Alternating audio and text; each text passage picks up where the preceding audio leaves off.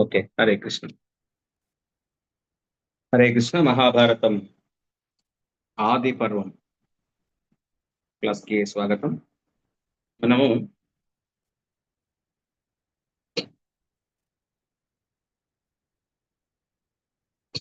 ఆది పర్వంలో ఈరోజు ముఖ్యంగా పాండవులని ధృతరాష్ట్రుడు పన్నాగము చేసి చంపాలని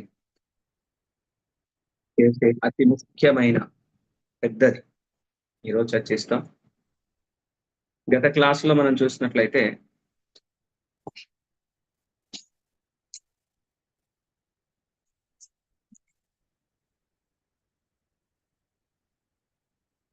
దుర్యోధనుడు పుట్టగానే చంపేస్తే మిగిలిన వాళ్ళు బతుకుతారు అని చెప్పినా గాని వినలే. అలాగే ఈ యొక్క పాండవులని తగలబెట్టి చంపేద్దాము అని ఒక ప్లాన్ వేస్తారు. వెళ్ళేసి ఏ ప్రదేశంలోనైతే చంపేయాలని ప్లాన్ వేస్తారో అక్కడ ఆధ్యాత్మిక విశేషాల గురించి అక్కడ శివుడు చాలా చాలా బాగా ఉంటుంది. అక్కడ వాతావరణం ఆహ్లాదకరంగా ఉంటుంది. మనోహరంగా ఉంటుంది వాతావరణం అని పాండవులకి మనసులో కోరిక పుట్టేలా సందర్శించాలి అనే విధంగా ప్రశంసిస్తారు.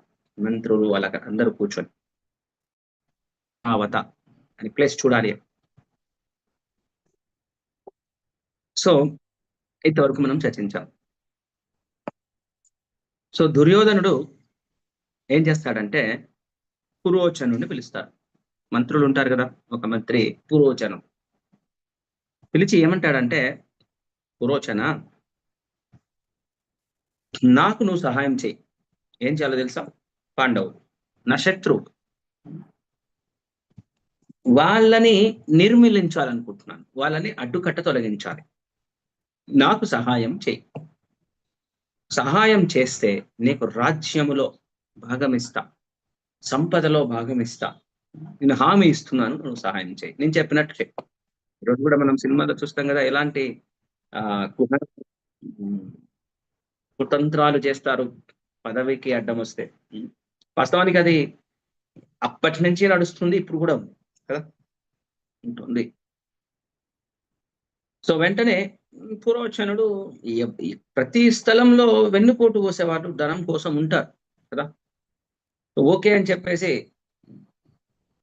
ఒప్పుకుంటాడు. కాబట్టి వెంటనే పురోచన నువ్వు మేము పాండవులను పంపించే లోపుగానే నువ్వు ముందు వెళ్ళిపోవాలి. వారణావతానికి వెళ్ళిపోవాలి ఫాస్ట్‌గా. వెళ్లి ఏం చేస్తావో తెలుసా? నెయ్యి తీసుకో, చెక్క తీసుకో, ఎండుగడ్డి తీసుకో, నూనె, కర్రలు. అంటే నువ్వు ఇల్లు కట్టేది ఎలా ఉండాలి అంటే, తగలబెట్టడం అంటూ మొదలుపెడితే చాలా వేగంగా తగలబెడుతూ ఉండాలి. చూడండి ఇప్పుడు స్లాబ్ ఇల్లుకి, ఒక గుడిసెకి ఎంత తేడా ఉంటుందండి తగలబెట్టడం. అందున నెయ్యి, కర్రలు, గడ్డి, ఎండిపోయిన గడ్డి అది కూడా. అన్నీ కలిపి అందంగా ఇల్లు కట్టాలి. చాలా అందమైన భవనం. అది చూడగానే అందులో ఉండాలి అనే ఉత్సాహం రావాలి పాండవులకి. అలాంటి ఇల్లు కట్టించు. అర్జెంట్‌గా వెళ్లి. వాళ్ళు నాశనం అయిపోవాలి. భవనం ఎట్లా ఉండాలో తెలుసా? ఊహించడానికి వీలు లేనంత అందంగా ఉండాలి. విలాసవంతంగా ఉండాలి. నువ్వక్కడ ఉండి అనుమానము రాకుండా పాండవులని చాలా గొప్పగా చూసుకోవాలి. ఉన్నతంగా చూసుకోవాలి. మనిషి ఇక్కడ మనం ఏమర్థం చేసుకోవాలి, ఎప్పుడైనా ఒక వ్యక్తి మనల్ని ఏమాత్రం విమర్శ లేకుండా, మనలో లోటుపాట్లను గూడా పట్టించుకోకుండా ప్రేమగా ఉంటున్నాడంటే ఆలోచించాలండి. ఎప్పుడైనా హ్మ్, ఆయిల్‌ని పూసేవాళ్ళంటే మనిషికి బాగా ఇష్టపడతారు. కానీ అలా కాదెప్పుడు కూడా. ఎట్లా ఉండాలి అంటే, మన యొక్క లోపాలు చక్కగా తెలిసిన తెలుసు. సో, నువ్వు అక్కడే ఉంటూ వాళ్ళ యొక్క అవసరాలను తీరుస్తూ ఉండు. నీ పట్ల చక్కగా ఒక విశ్వాసాన్ని పొందే విధముగా నువ్వు ప్రేమతో చూడు. ఏం చేయాలో తెలుసా? అలా నీపై చక్కగా నమ్మకం ఏర్పడ్డ తర్వాత, వాళ్ళ అమ్మ చాలా నిర్భయంగా పడుకున్నప్పుడు, నిశ్చింతగా పడుకున్నప్పుడు, నువ్వు మెయిన్ ఎంట్రన్స్ ఏదైతే ఉందో అక్కడ నిప్పంటించు. ఎందుకంటే మెయిన్ ఎంట్రన్సు, నిప్పంటిస్తే ఆ నిప్పులోంచి పోవడం కష్టమైతది అని వాడి ప్లాన్. 'నువ్వు మెయిన్ ఎంట్రన్స్ ఏదైతే ఉందో అక్కడ నిప్పంటించు. ఎందుకంటే మెయిన్ ఎంట్రన్సు, నిప్పంటిస్తే ఆ నిప్పులోంచి పోవడం కష్టమైతది అని వాడి ప్లాన్. అప్పుడు మనపై నింద అనేది రాదు. విచిత్రం చూడండి, డైరెక్ట్ చంపే చేతగాడ కూడా కాదు అదా వీళ్ళకి, ఇంకా నింద ఎక్కడ? అంటే ఇక్కడ చేస్తే వస్తుంది కదా, అక్కడైతే రాదు అని వాళ్ళ భావం అన్నమాట. దానికే పురోచనుడు అన్ని చక్కగా విని అంగీకరించాడు. వెంటనే చాలా వేగంగా కంచర గాడిదలతో కూడిన రథాల్లో రకరకాల వస్తువులను సామాగ్రిని తీసుకొని, ఏదైతే ముఖ్యమైన ఉన్నో తీసుకొని బయలుదేరారు. పాండవులు కూడా బయలుదేరడానికి ముందు భీష్ముడి ఆశీర్వాదం తీసుకున్నారు, ధృతరాష్ట్రుడి ఆశీర్వాదం, ద్రోణుడు, కృపుడు విదురుని దగ్గరికి వెళ్ళి నమస్కరించి పాదాలకి ఆశీర్వాదం తీసుకున్నారు. చూడండి పాండవుల యొక్క గొప్పతనం, ఎంతటి ఔన్నత్యము గలవారో. ఆశీర్వాదం అంటే ధృతరాష్ట్రుడు పుట్ట చేస్తున్న ఆశీర్వాదం కోసం పెద్దలను ఎలా గౌరవించాలి. ధర్మో రక్షతి రక్షిత, ఇది ధర్మం. ఆశీస్సులను పొందారు. మేము వెళ్తాము అని పొలిమర వరకు వెళ్ళి చాలా మంది జనాలు, పాండవులు అంటే చాలా ఇష్టం అండి అందరికి, పొలిమర దాకా ప్రేమగా వెళ్ళి వీడ్కోలు పలికారు, సెండ్ ఆఫ్ ఇచ్చారు అందరూ. కానీ అక్కడ చాలా మందికి జనాలకు కూడా తెలుసండి, ఈ యొక్క ధృతరాష్ట్రుడు ఏదో పన్నాగము పన్నే ఈ పాండవులను పంపిస్తున్నాడు, ఏదో చేస్తాడు అని బాధ కూడా పడుతున్నారట.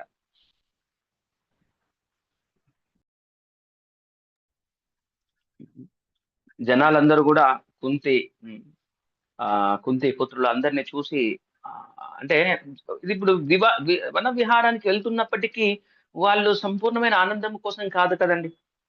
మనకి ఈ రోజు తెలుసు వాళ్ళకి ఏం కాదు, భగవంతుడు కాపాడుతాడని. కానీ వాళ్ళకి ఆ రోజైతే తెలియదు కదా. అయ్యో వీళ్ళని చంపడానికి ట్రై చేస్తున్నారే అని ఒక రకమైన బాధతో వాళ్ళను చూస్తున్నారట, సెండ్ ఆఫ్ ఇస్తున్నారట. మరి ఈ విషయం తెలిసిన వాళ్ళలో విదురుడు ఒక ఆయన ఉన్నాడు. విదురుడికి అన్ని తెలుస్తుంది కదా, రాజ్యంలో ఉన్నాడు. అక్కడ పనిచేస్తున్న వాళ్ళలో కొంతమందికి విదురుడు తనకు కూడా ఒక సీక్రెట్ ఏజెంట్ ఉంటారు కదా, తనకు కూడా అర్థమవుతుందని. సో విదురుడు ఏం చెప్పాడు అంటే, ఈ యొక్క పాండవులకి క్లూ ఇచ్చాడు. అంటే నలుగురు ఉన్నప్పుడు రహస్యంగా కౌరవులు నిన్ను చంపాలని చూస్తున్నారు, చాలా జాగ్రత్తగా ఉండు అని చెప్పలేడు కదా విదురుడు. ఏమన్నాడంటే, కుమార మీరు ప్రయాణం చేస్తున్నారు, మీరు చాలా జాగ్రత్తగా ఉండాలి, మీకు శత్రువులు ఉన్నారు, అడుగులో ఉన్న శత్రువులు ఉంటారు. ఆ శత్రువుల యొక్క పన్నాగాలను ఎప్పటికప్పుడు తెలుసుకొని మనము వారి యొక్క పన్నాగాలకు తగిన విధంగా మనం ప్రవర్తిస్తూ ఉండాలి. కుమార మీరు అనుకుంటున్నారు శత్రువుని కేవలం లోహముతోనే చంపుతారు, లోహముతోనే యుద్ధం చేస్తారు అని. అలా కాదు. పదునైన ఆయుధము కంటే మించిన ఆయుధాలు ఇంకా ఉన్నాయి చంపడానికి. దానిని మనం ఎప్పుడు గమనించి శత్రువులు మన పట్ల సృష్టించే విపత్తులు, కష్టాలు ఏదైతే ఉంటాయో వాటి నుంచి బయటపడి ప్రాణాన్ని కాపాడుకోవాలి. చాలా జాగ్రత్తగా అప్రమత్తంగా ఎప్పుడు ఉండాలి అని చెప్తారు.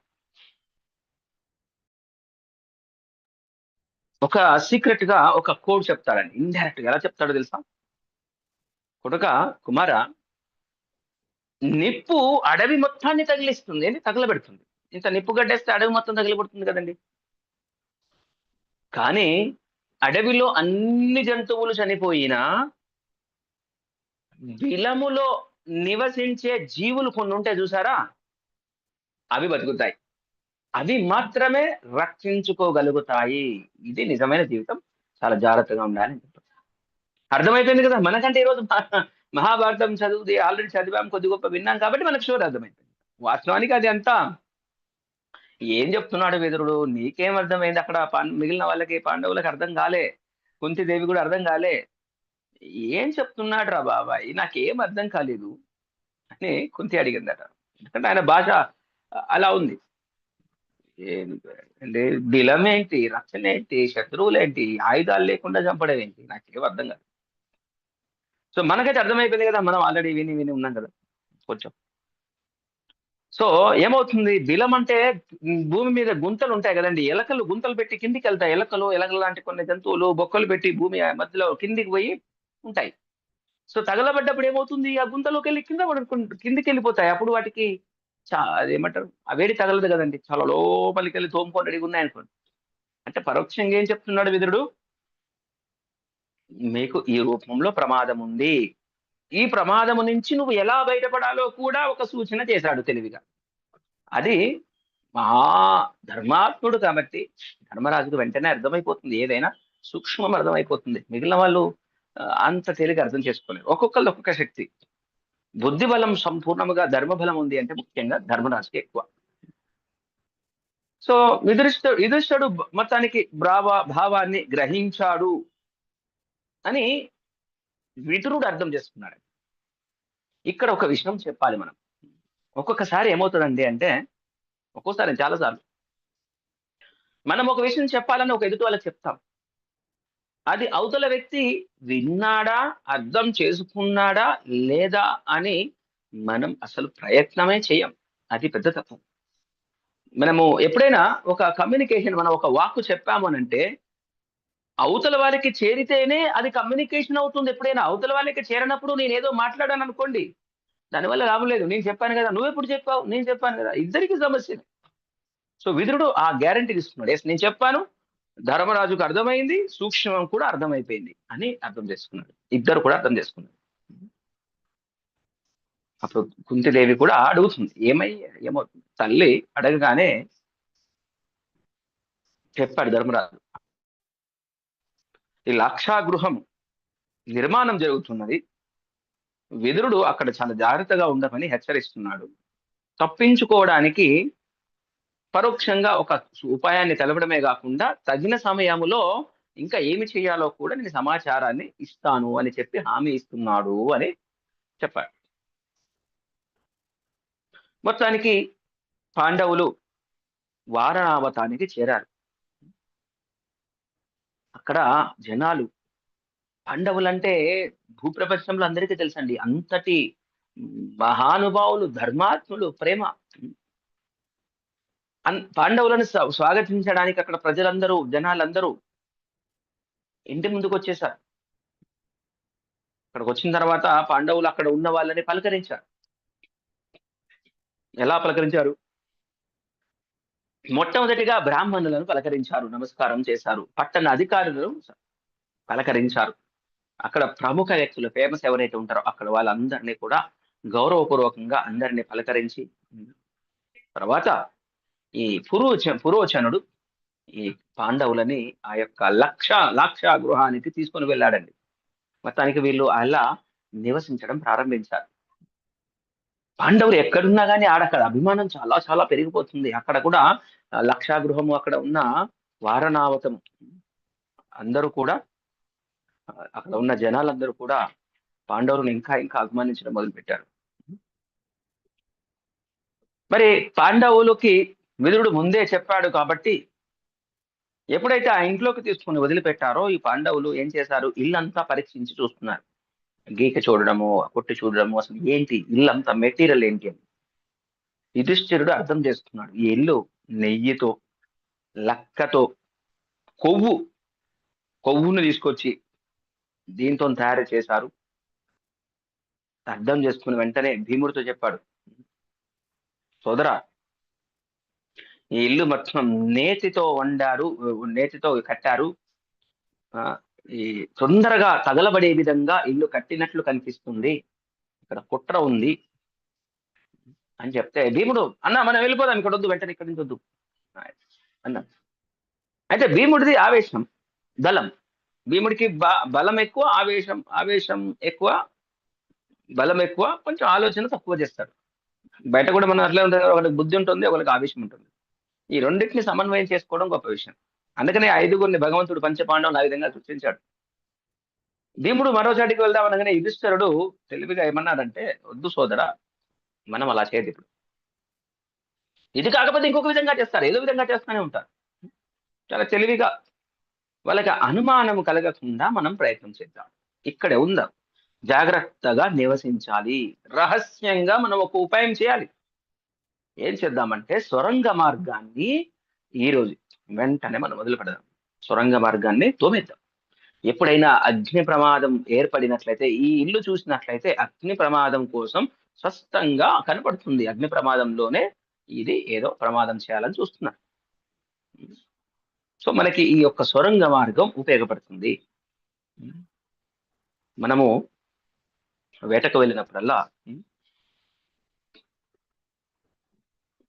చుట్టుపక్కల అందరినీ మనం గమనిస్తూ చాలా జాగ్రత్తగా ఉండాలి, తెలియనట్లుగా ఉండాలి. నడుస్తున్నాయి రోజులు. విదురుడు ఏం చేశాడంటే ఒక రోజు ఒక వ్యక్తిని, తనకు నమ్మకం ఉన్న వ్యక్తులలో ఒక వ్యక్తిని పంపించారు. పాండవుల దగ్గర పంపిస్తే ఆయన ఏం చెప్పాడంటే, రాజా, నేను పురోచనుడు ఈ భవనాన్ని కృష్ణపక్ష అమావాస్య రోజున, ఆ రోజు ఇంగ్లీష్ క్యాలెండర్లో ఏమో కదండి, ఈ రోజున్న 1, 2, 3, 4 డేట్లు కదా, అప్పుడు తిథులు. కృష్ణపక్షము ఏదైతే ఉందో మనకి శుక్లపక్షము కృష్ణపక్షము 2 ఉంటాయి. 15 days. సో అందులో అమావాస్య రోజును ఈ కౌరవులు ఎవరైతే ఉన్నారో మిమ్మల్ని ఈ ఇంటిని దగ్ధం చేయడానికి ప్రణాళిక చేయబడింది. ఇది హెచ్చరించడానికే విదురుడు నన్ను పంపించారు. విదురు యొక్క ఆజ్ఞతో ఇక్కడికి వచ్చాను. ఈ మీరు విదురుడితో మాట్లాడిన సంభాషణ ఏదైతే ఉందో అది గుర్తు తెచ్చుకోగలరు. ఏం చెప్పాడండి విదురుడు? బిలములో ఉన్న వాళ్ళే బతుకుతారో, ఆల్రెడీ వాళ్ళు అదే క్షణంలో ఉన్నారు. మళ్ళీ ఒకసారి రిమైండ్ చేశారు. అంటే ఆ డేటు, ఆ యొక్క తిథి ఏదైతే అది వచ్చేటప్పటికి చాలా జాగ్రత్తగా ఉండమని వారి యొక్క సేవకుని పంపించారు. మొత్తానికి అంటే ఈ తవ్వకాలు మొదలు పెట్టడానికి ఏం చేశారంటే, ఒక ఎక్స్పర్ట్ కనకుడు, ఆయన పేరు కనకుడు, కనకుడిని పిలిచారని, పిలిచి ఆహ్వానించి అన్నారు, ఈ భవనము చాలా తెలివిగా కట్టారు, ద్వారము కూడా ఒకటే ఉంది, ఒకవేళ అగ్ని ప్రమాదము ఏర్పడితే కష్టము బయటపడటము, కాబట్టి మనం ఒక పని చేయాలి. ఏం చేశాడంటే వీళ్ళందరూ కలిసి కనకుడితో చెప్పినాక ప్లాన్ ఏం చేశారంటే, ఇంటి మధ్యలో ఒక గుంతలాగా తోమారండి. నీటిని శుభ్రం చేయడానికి అని ఏదో ఒక వంక పెట్టి ఇంటి మధ్యలో ఒక గుంత తోమినట్టు చేమి అక్కడ నీళ్లు శుభ్రం చేస్తున్నాం అది చేస్తామని ఏదో బయటికి అర్థం కాకుండా అక్కడ తోమేశారు ఫస్ట్. దాని కింద నుంచి చిన్నగా అర్థం కాకుండా సొరంగ మార్గాన్ని తవ్వుతూ పగలేమో ఆ రంధ్రాన్ని ఎవరికి అనుమానం రాకుండా కప్పు ఉంచేవాళ్ళు. ఇంటి మధ్యలో రంధ్రం ఉంటే కష్టం కదండి, ఏదో నీళ్ళ కోసం తోమినమని చెప్పినట్టుగా చెప్పడము, రాత్రి కాగానే తోమడం, మళ్ళీ పైన కప్పేయడం, రోజు ఇంత తోముకుంటూ బయట దాకా తోముకుంటూ వచ్చేసారు, కప్పేసాయి. మరి పురోచనుడిని అక్కడే ఉంచారు. పురోచనుడికి ఏం చెప్పాడు దుర్యోధనుడు? చెప్పినట్టు చేయి, నీకు రాజ్యము సంపద అన్ని ఇస్తానన్నాడు. పురోచనుడు ఏం చేశాడంటే, నమ్మకం వచ్చే విధంగా పాండవులతో చాలా చక్కగా ప్రేమగా ఉండడం, ప్రతి ఒక్క ఏర్పాటు ఏవి కావాలో అన్ని క్షణాల్లో ఏర్పాటు చేయడం, గౌరవంగా, అతి గౌరవం, ఫుల్ రెస్పెక్ట్ అలా ఇస్తూ ఉన్నారు. పాండవులు కూడా అప్రమత్తతోనే ఉన్నారు. రాత్రులు కూడా ఆయుధాలు రెడీగా ఉంచుకున్నారు, ఎప్పుడు ఏది వచ్చినా మనం ఇది ఉండాలి అని చెప్పి. ఆ టైం వచ్చింది, మొత్తానికి తగలబెట్టాల్సిన టైం వచ్చింది. పురోచనుడు అంటే కృష్ణపక్ష అమావాస నాడు పురోచనుడు ఆ ఇంటిని తగలపెట్టాలి అని ఆల్రెడీ డిసైడ్ అయింది కదా. ఇప్పుడు పురోచనుడు లేచి ఇల్లును తగలబెట్టడానికంటే ముందే, కొద్ది క్షణం ముందే వీళ్ళు అలర్ట్ కావాలి కదండి. ఏం చేశారు అంటే, యుధిష్ఠిరుడు వెంటనే ఆ టైం రాగానే సోదరులతో చెప్పాడు, మనం ఇప్పుడు వెంటనే ఈ ఇంటికి నిప్పు అంటించి వెళ్ళిపోవాలి, పురోచనుడితో సహా. అంటే దీన్ని ఎవరు చూడండి, ఎవరి గుంత వాడే తోముకుంటాడంటే అది అత్యాశకు పోయి వాడిని కూడా చంపేస్తుంది. సో పురోచనుడితో సహా ఇలా పడేసి మనము ఈ యొక్క బిల్డింగ్ కి మనం నిప్పు అంటించేసి వెళ్ళాలి.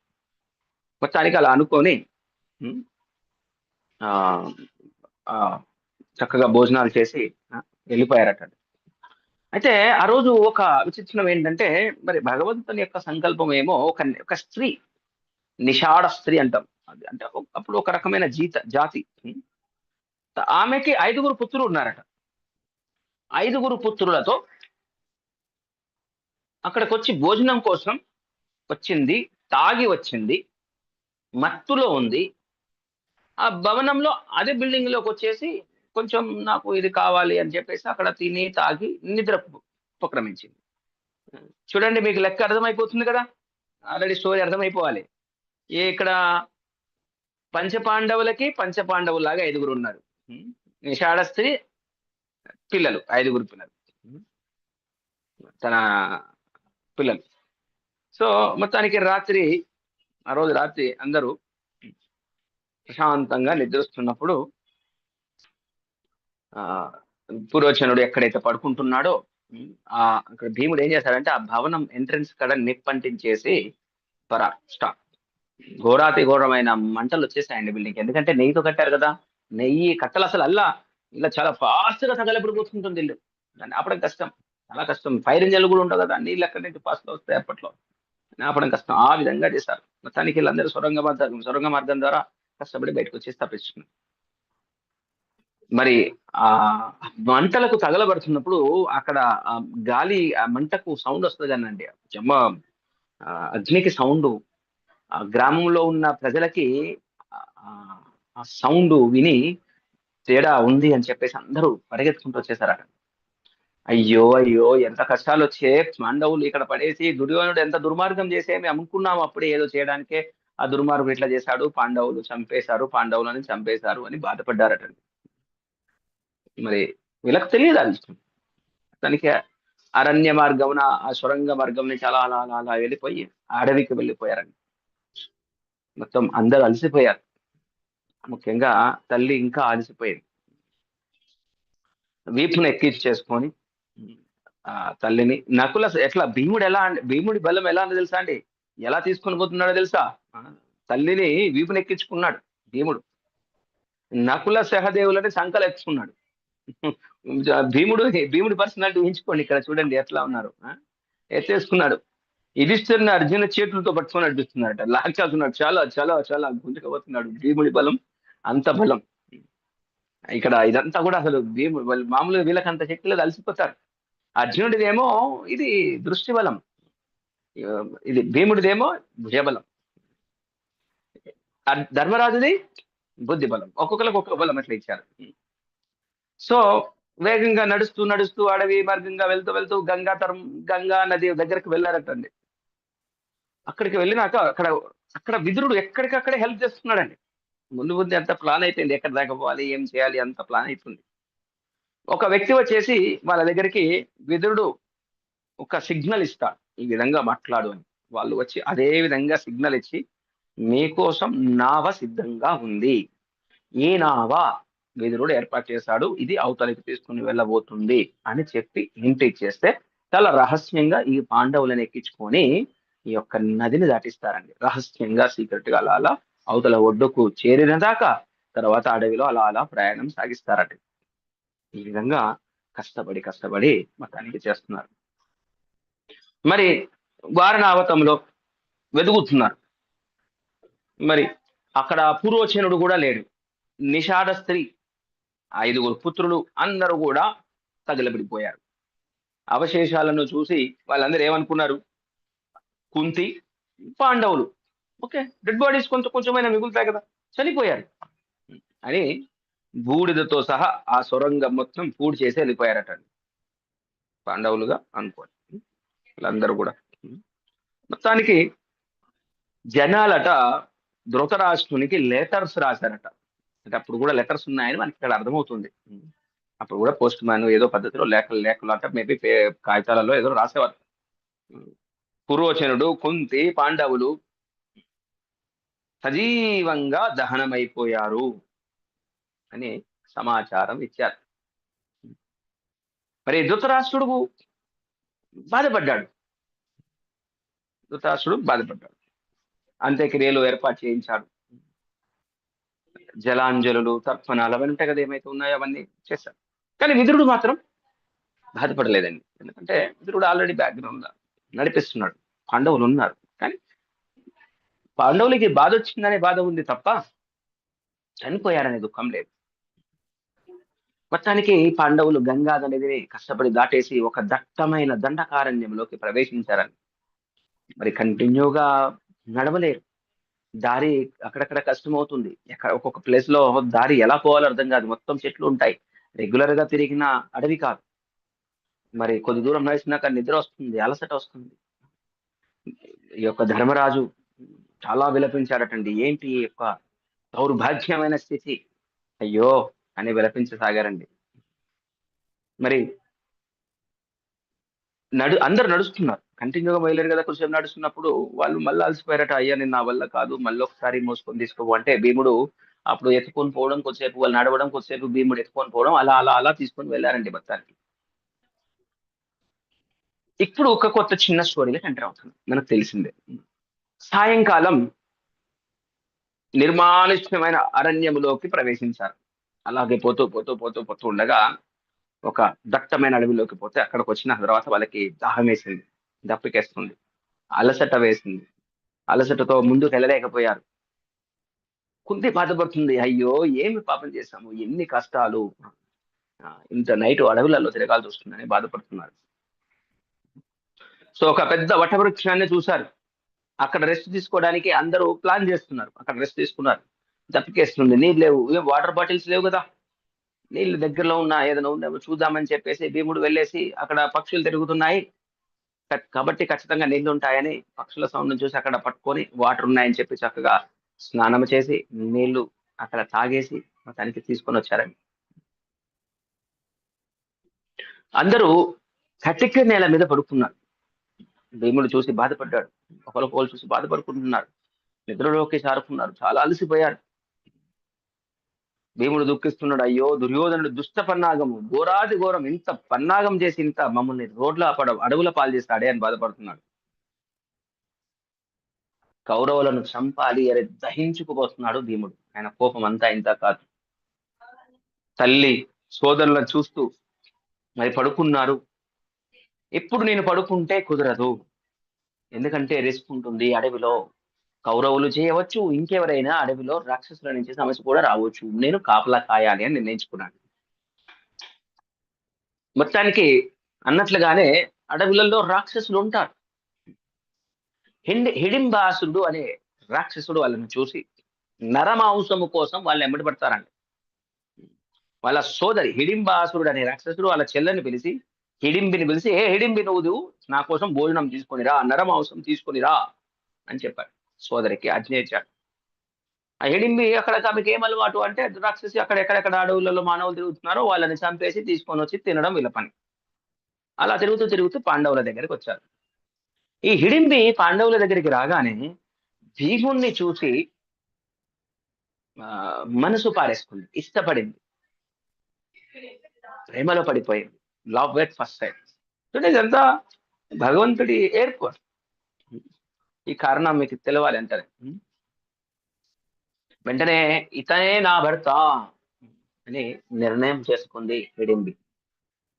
ఏమన్నది అంటే భీముడితో, నేను నా యొక్క సోదరుడు చెప్పినట్లుగా నేను మిమ్మల్ని చంపను, నాకు యాక్చువల్ గా నువ్వంటే ఇష్టం, నిన్ను పెళ్లి చేసుకోవాలనుకుంటున్నాను, ఎందుకంటే నా సోదరుడితో ఉన్న ప్రేమ కంటే నా భర్త, నా ప్రియుడి ప్రేమ చాలా గొప్పది.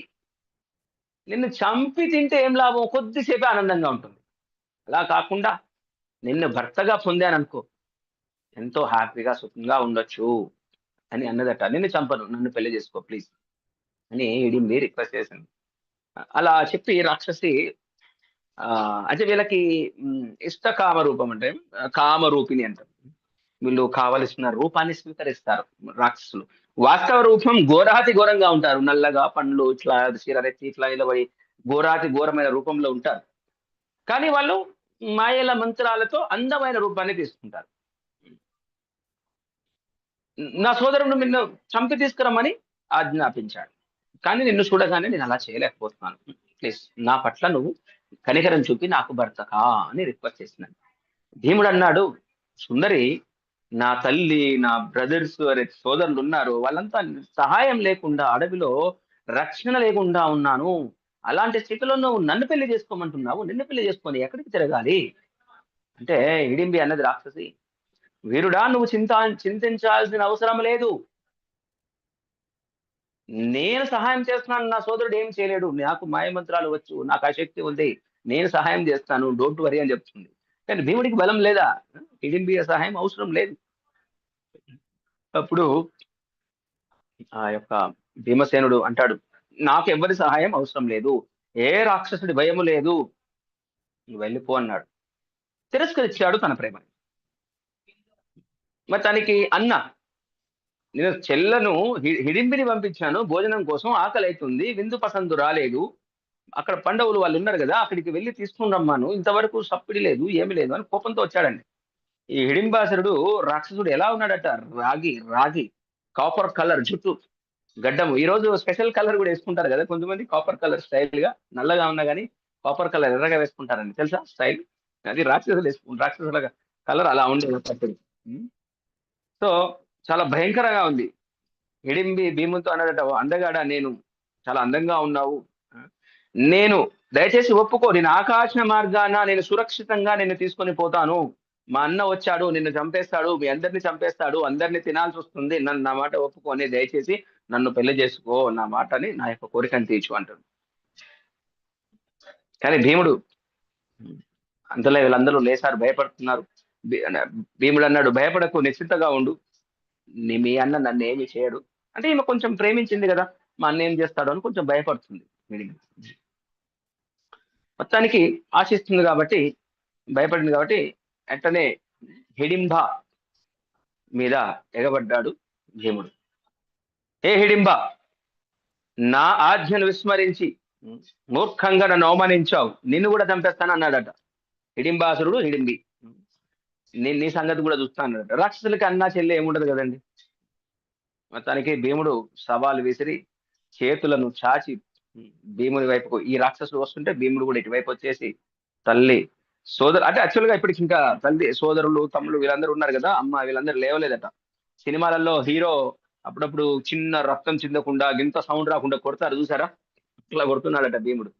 గింత కూడా సౌండ్ రావద్దు, అమ్మ పడుకుంది, డిస్టర్బెన్స్ అవుతుంది, ఈ యుద్ధంలో భీకరమైన సౌండ్ రావద్దు అని సౌండ్ లేకుండా కొట్టేస్తున్నాడట. అమ్మ కొట్టుడు కొట్టేస్తుంది, చేతులు పట్టుకొని దూరంగా ఇడుచుకుని పోయిందట. యాక్చువల్ గా అక్కడ ఏమంటే ఫైటింగ్ చేయలేదు, గర్రగా పట్టుకొని. మొత్తానికి హిడింబుడు ఏడుస్తున్నాడట, బామ్మ నీ బలం ఏంట్రా బాబు, ఇంత బలం ఉంది అని. మొత్తానికి ఇద్దరు కలిసి బాగా యుద్ధం చేసుకునేటప్పటికి పాండవులకు మెలకు వచ్చేసింది. ఆమెను చూశారు, మెలకు వచ్చేటప్పటికి అక్కడ యుద్ధం అవుతుంది. ఎదురుగా హిడింబి అందమైన రూపం, రాక్షసి రూపం తీసుకొని ఇక్కడికి వచ్చేసి నిలబడింది. కుంతిదేవి ప్రశ్నించింది, ఎవరమ్మా నువ్వు?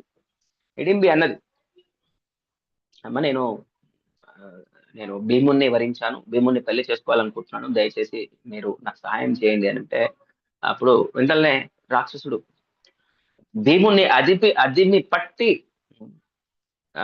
వధించే ప్రయత్నం చేస్తుంటే, అయ్యో అర్జునుడు భీముడికి ఏమైనా అవుతుందేమో అని టెన్షన్ పడి, అర్జునుడు నన్ను బాణం వేయమంటావా భీమా, మరి ఏంటి పరిస్థితి, కొట్టేస్తావా అంటే, ఏం భయపడవాకు నేను చూసుకుంటాను అని భీముడు అన్నాడట. నేను చంపేస్తాను అర్జునుడికి, నువ్వు కూల్గా కూర్చో, టెన్షన్ పడకు.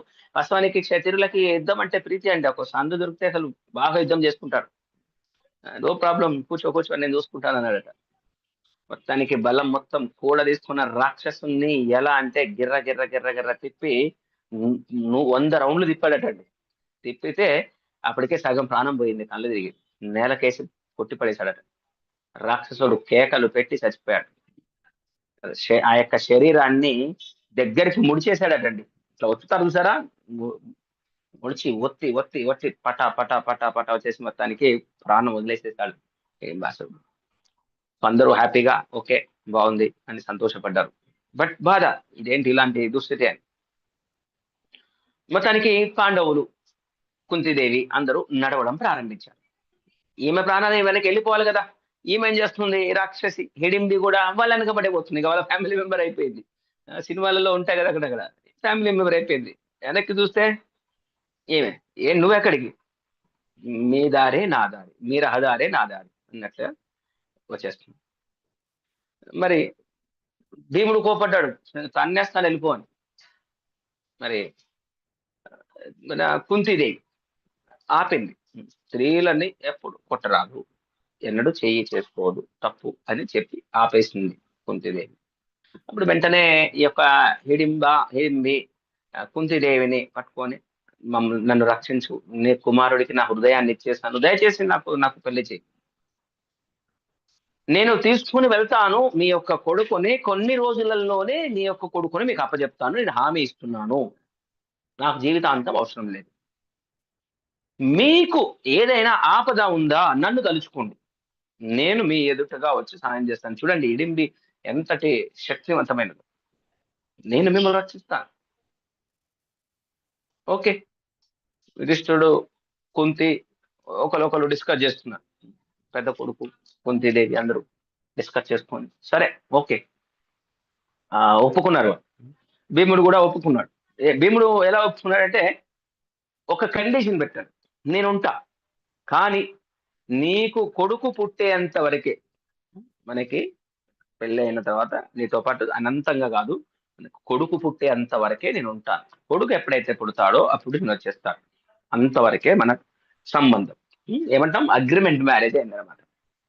వాస్తవానికి దీని వెనక కారణం ఉంది, మీకు ఆల్రెడీ ఇప్పటికే కొంతమందికి అర్థం అయిపోయి ఉండాలి. మొత్తానికి భీముడిని తీసుకొని ఆకాశ మార్గంలో తీసుకొని వెళ్ళింది. మరి భీమసేనుడు అంత బలవంతుడిని ఆకాశ మార్గంలో తీసుకుపోయిందంటే ఇడింపి ఎంత అంటే రాక్షసమయ శక్తి చూడండి. మొత్తానికి అందమైన రూపం తీసుకుంది, అందమైన అద్భుతమైన రూపాన్ని తీసుకొని కొండల్లో నది తీరాల్లో మన సినిమా పాటలు ఉంటాయి కదా, చక్కగా వాళ్ళ గంధర్వ పాటలు వేసుకుంటూ భార్యాభర్తలు పెళ్లి మొత్తం చేసుకొని హ్యాపీగా అలా ఆనందంగా తిరిగారట. ఎన్నో మాయా విద్యలు చూపించి ఆమెకు ఎన్నో మాయా విద్యలు ఉన్నాయి. ఇంతలోనే అలా టైం గడుస్తూ ఉండగా ఒక కొడుకు పుట్టాడండి. ఒక ఎలా అంటే ఆ పుత్రుడు ఎలా ఉన్నాడంటే పెద్ద ఫేసు. ఎవరు మీకు అర్థమైంది కదా, భీమపుత్రుడు ఎవరు తెలుసు కదా, ముఖం వెడల్పుగా ఉందట, చెవులు దొప్పల్లా ఉన్నాయట, పెద్ద చెవులు, కూరలు కూడా ఇలా పెద్దగా భయంకరంగా ఉన్నాయట. మాయా విద్యలు పుట్టడంతోనే మాయా విద్యలతో పుట్టాడట. కొంత సమయములోనే పెరిగి పెద్దవాడైపోయాడట. రాక్షసుల పిల్లలు అలాగే ఉంటారు, వెంటనే పెద్దగా అయిపోతారు. మరి ఆయనే ఎవరయ్యా అంటే ఘటోత్కచుడు. ఘటోత్కచుడు అంటే ఏంటో తెలుసా, ఆయన నెచ్చిన ఎంట్రుకలు ఉండవు, పుట్టగానే ఎంట్రుకలు లేవట ఘటోత్కచుడికి. కాబట్టి తల్లిదండ్రులు ఏం చేశారు, ఘటోత్కచుడు అని పేరు పెట్టారు. ఘటోత్కచుడు అంటే ఘటము అంటే కుండ, ఘటము అంటే కుండ, ఉత్కచ అంటే కేశాలు. నెత్తి ఎలా ఉంటదట, కేశాలు లేని కుండ, నెత్తిన ఏమి ఎంట్రుకలు ఉండవు, నున్నగా ఉంటుంది. ఆ విధంగా ఘటోత్కచుడు అని నామం వచ్చింది. ఆయనే ఘటోత్కచుడు. మొత్తానికి చాలా రూపములో వికట రూపమైనప్పటికీ పాండవులకి చాలా ప్రియమైన పుత్రుడు అయ్యాడు. మొత్తానికి మరి అగ్రిమెంట్ ఏంటి, పిల్లవాడు పుట్టాడు అంటే అగ్రిమెంట్, ఘటోత్కచుడు పుట్టగానే అగ్రిమెంట్ ఏంటి, వెంటనే ఆమె మాట ఇచ్చింది, నీ కొడుకుని నీకు అప్పచెప్పేసి వెళ్ళిపోతాను, చాలా రోజులు ఉండను అని. ఘటోత్కచుడు కూడా స్మరించాడు. వెంటనే నువ్వు ఎప్పుడు నన్ను పిలిచినా వచ్చేస్తాను అని చెప్పేసి వెళ్ళిపోయారు. ఘటోత్కచుడు ఇడింబి వెళ్ళిపోయారు. వాస్తవానికి రహస్యం ఏమిటి అంటే, ఘటోత్కచుడు పుట్టడానికి కారణం ఏంటంటే, భవిష్యత్తులో ఈ మహాభారత యుద్ధం, పెద్ద యుద్ధం ఉంది కదా కురుక్షేత్రంలో, కర్ణుడి దగ్గర ఒక అస్త్రం, అజేయ అస్త్రం ఉంటుందండి. ఆ అజేయ అస్త్రం నుంచి తప్పించుకోవడం చాలా కష్టం. ఆయన కర్ణుడు అర్జున్ని చంపడం కోసమే ఆ అజేయ అస్త్రాన్ని రెడీగా పట్టుకొని ఉంటాడు. యుద్ధము మనకు మళ్ళీ వస్తుంది, ఇప్పుడు ఇక్కడ సందర్భం వచ్చింది కాబట్టి మనం చెప్తున్నాం. ఈ అజేయ అస్త్రము ఆయన ఎవ్వరి మీద వేయడు కర్ణుడు, ఓన్లీ అర్జునుడే మొదటి శత్రువు కర్ణుడికి, నేను అర్జున్ని చంపడానికి ఇది పట్టుకొని ఉన్నా అన్నట్టు ఉంటాడు అనమాట. మరి ఆ సుమారు 18-20 రోజుల యుద్ధము లాస్ట్ మూమెంట్ లో మరి ఎన్ని రోజులున్నా ఆ అస్త్రం అనేది తీయడు, తీయకపోతే అప్పుడే ఈయన అవసరం వస్తుంది. అందుకోసమే నన్ను ఏర్పాటు చేస్తాడు, భగవంతుడు ఏర్పాటు చేస్తాడు, ఈయనను పిలుస్తారు యుద్ధంలో. ఆ టైంలో చివరి కొన్ని రోజులు ఉందనక ఘటోత్కచుని పిలుస్తారు. ఘటోత్కచుడు యుద్ధంలోకి దిగితే ఎలా ఉంటుందంటే, అసలు ఇక బఠానీలు తిన్నట్టే ఇట్లా కుప్పలు చంపేసేస్తున్నాడు. అసలు ఆయనను ఆపడం ఎవరి వల్ల కావట్లేదు. అప్పుడు కర్ణుడు ఆ యొక్క అజేయ అస్త్రాన్ని వాడతాడు. ఆయన దగ్గర ఉన్నది ఒకే ఒక అస్త్రం, ఒకటేసారి వాడగలుగుతాడు. అప్పుడు ఘటోత్కచుడు చనిపోతాడు, కానీ ఆయన చనిపోయి అర్జునుడిని బతికించినట్లు లెక్క. ఆ ఒక అస్త్రాన్ని వృధా చేయడం అన్నమాట. దానికోసమే భగవత్ సంకల్పంతో అలా జరుగుతుంది. అది తెలుసు, అర్జునుని రక్షణ కోసమే ఆ ఏర్పాటు అనేది జరుగుతుంది. ఇది రహస్యం, ఘటోత్కచుడి యొక్క పుట్టుక రహస్యం ఇది అనమాట. మొత్తానికి పాండవులు ఒక అడవి నుండి మరొక అడవికి నడుస్తూ పోతూ ఉన్నారు, వేటాడుతూ వాళ్ళ అంటే క్షత్రుల ప్రకారం ఎలా ఉందో రకరకాల ఆ రాజ్యాలని అడవులలో వెళ్ళిపోయారండి. పాంచాల, త్రిగర్త, మత్స్య, కీచక ఎన్నెన్నో రాజ్యాలను దాటుకుంటూ శటలతో ఎలా ఉన్నారు, మృగ చర్మాలను ధరించారండి. ఎలా ఉన్నారట, కొంచెం ఋషులు లాగా అనిపిస్తున్నారట, క్షత్రియులు లాగా కనిపించట్లేదు. అంటే ఒక బ్రాహ్మణులు లాగా అయ్యారు. వాస్తవానికి క్షత్రియులు కానీ జటాధారి అయిపోయి ఋషులు ఎలా ఉంటారో అలా అయిపోయారు. మరి ఒక రోజు ఏమైంది అంటే సడన్ గా హఠాత్తుగా వ్యాసదేవుడు వచ్చేసాడు. కుంతీదేవికి, పాండవులకి కనిపించాడు. వ్యాసుడు అన్నాడు, అమ్మ నేను నా యొక్క దివ్య దృష్టితో చూశాను, దుర్యోధనుడు మోసముతో ఏ విధంగా మిమ్మల్ని హస్తిన నుంచి బయటికి పంపించాడో, ఏమి చేయాలనుకున్నాడో నాకు తెలుసు. నా దృష్టిలో కౌరవులు పాండవులు సమానమే. ఏమైనప్పటికీ ఇద్దరు సమానమే అయినప్పటికీ మీ శ్రేయోభిలాషిని కాబట్టి నా రక్షణలో మీరు సురక్షితముగా ఉంటారు. మీరేమి కంగారు పడవలసిన అవసరం లేదు. మీరు ఇక్కడి నుంచి దగ్గరలో ఒక గ్రామం ఉంది. ఆ గ్రామం పేరు ఏకచక్రాపురం. మీరు వెంటనే ఏకచక్రాపురం వైపు నడవండి. ఆ ఏకచక్రాపురంకు నేను ఏదో ఒక సమయం చూసుకొని వస్తాను. నా యొక్క రాక కోసం ఎదురు చూస్తూ అక్కడే ఉంటూ అజ్ఞాతముగా ఉండండి అని చెప్పారండి. అలా చెప్పి వెళ్ళిపోయారు. మరి వ్యాసదేవుడు బాగా ఓదార్చారు కూడా. ఓదార్చి తల్లి నీవు నిశ్చింతగా ఉండు, బాధప్రవాకు. యుధిష్ఠిరుడు ఒక రోజు యొక్క ధరిత్రి మొత్తాన్ని, ఈ భూమండలాన్ని పరిపాలిస్తాడు. ఆ మంచి రోజు వస్తుంది, నా మాట నమ్ము, ప్రశాంతంగా ఉండు అని మంచిగా ధైర్యం చెప్పేసి వెళ్ళిపోతారు. సో ఏకచక్రపురం వైపు వెళ్తారు. ఓకే, సో ఇక్కడ మనం ఆపేసేద్దాం. ఏకచక్రపురంలో ఏం జరిగింది? ఏకచక్రపురం ఇప్పుడు మాయాపూర్ దగ్గరలో ఉంది. ఎప్పుడైనా వెళ్తే ప్రయత్నం చేయండి. మన నిత్యానంద ప్రభు అక్కడే ఆవిర్భవిస్తారు. ఏకచక్రపురం పాండవులు వెళ్ళిన తర్వాత రాక్షసుడిని ఏ విధంగా భీముడు చంపేస్తాడు, ఎలాంటి కండిషన్స్, ఎలా బాధపడతారు, ఇవన్నీ రేపు మనం చర్చిద్దాం రేపటి క్లాస్ లో. Okay, Hare Krishna Hare Krishna Krishna Krishna Hare Hare, Hare Rama Rama Rama Hare Hare. Unmute option పెడుతున్నాను. ఎవరైనా మాట్లాడాలి అనుకుంటే హ్యాండ్ రైజ్ చేయొచ్చు, ప్రశ్న ఉన్నా అడగవచ్చు. హరే కృష్ణ. మళ్ళీ రేపు కలుద్దాం. ఓకే, ఒక క్వశ్చన్, ఒక హ్యాండ్ రైజ్ ఉంది. పద్మావతి మాతాజీ చెప్పండి. హరే కృష్ణ ప్రభుజీ, నాకు స్టార్టింగ్ లా నెట్ లేక వినలేదు ప్రభుజీ. లక్క ఇల్లు ఎందుకు పెట్టాల్సి వచ్చింది ప్రభుజీ వాళ్ళని? తగలబెట్టి చంపడానికి అలా నిర్మించి వాళ్ళకి ఏమని చెప్పి అక్కడికి తీసుకెళ్తారు వీళ్ళని, పాండవులని? ఆహా, ఓకే. యాక్చువల్ గా మొన్నటి క్లాస్ లో కూడా లాస్ట్ వీక్ ఏం మాట్లాడంటే స్టార్టింగ్ లో అక్కడికి పంపించి చంపాలని ప్లాన్ చేస్తారు కదా. ఏం చేస్తారంటే అక్కడ ఉన్న మంత్రులతోని ఆ వారణావతం ఆ ప్లేస్ గురించి ముందే మంత్రుల సభలో ఒక మంత్రి లేచి, వారణావతం అనే ఒక ప్లేస్ ఉంది, చాలా సుందరంగా ఉంటుంది, అందంగా ఉంటుంది, అక్కడ దివ్యమైన అద్భుతమైన మందిరాలు ఉన్నాయి, చాలా అంటే ఇప్పుడు మన దగ్గరకు ఒక మనిషి వచ్చి ఒక ప్లేస్ గురించి చాలా అద్భుతంగా వివరించారనుకోండి, మనకు పోవాలనిపిస్తుంది శక్తి ఉన్నప్పుడు. ఆ విధంగా పాండవుల మనసులో ఆ స్థలానికి మేము వెళ్ళాలి అనే అంత విధంగా ఆ స్థలాన్ని పొగుడుతారనమాట. పొగిడేయగానే పాండవులకు కూడా మనసులో కలుగుతుంది పోదామని. అది అట్ ద సేమ్ టైం ఏదో తేడా ఉందని కూడా తెలుసు. సో వెళ్తారా అని అడుగుతారు ధృతరాష్ట్రుడు. వీళ్ళందరినీ మంచిగా ఎంజాయ్ చేయండి నాన్న, హ్యాపీగా ఉండండి అని అంటారు. ఓకే నాన్న అని అంటారనమాట. సో తర్వాత ఆ యొక్క పూర్వచనలు చెప్తారు, ఈ విధంగా ఇల్లు ఇట్లా ఇట్లా కట్టండి అని. అది మాట ఆ విధంగా పోవాలనుకుంటారు. హరే